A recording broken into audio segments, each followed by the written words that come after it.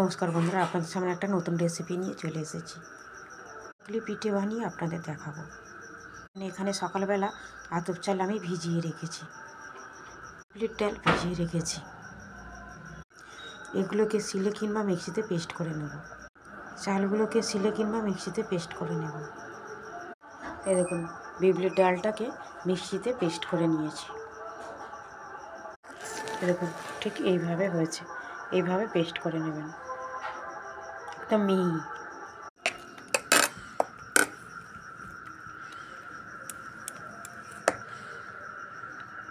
দেখুন কত সুন্দর হয়েছে।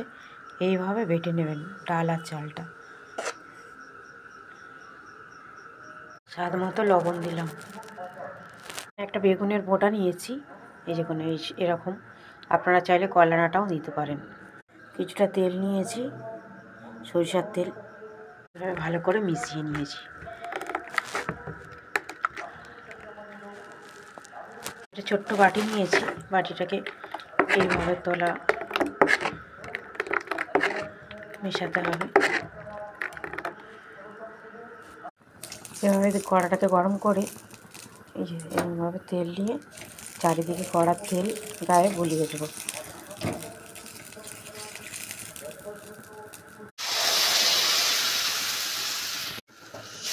এইভাবে ঘোরাবেন যাতে পাতলা হয়, অনেকটা বিশাল বড় হবে।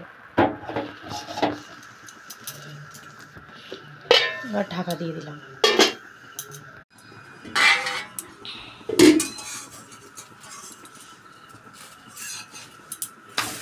কত পাতলা হচ্ছে দেখুন, একদম কাগজের মতন।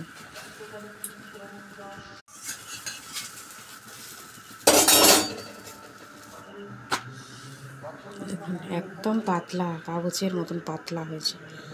দারুণ খেতে হয়, এভাবে একবার বানিয়ে দেখবে।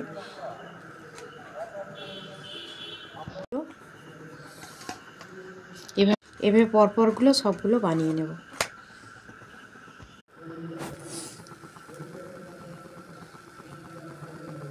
এই দেখুন, সরু চাকলিটা হয়ে গেছে, কত সুন্দর হয়েছে দেখুন।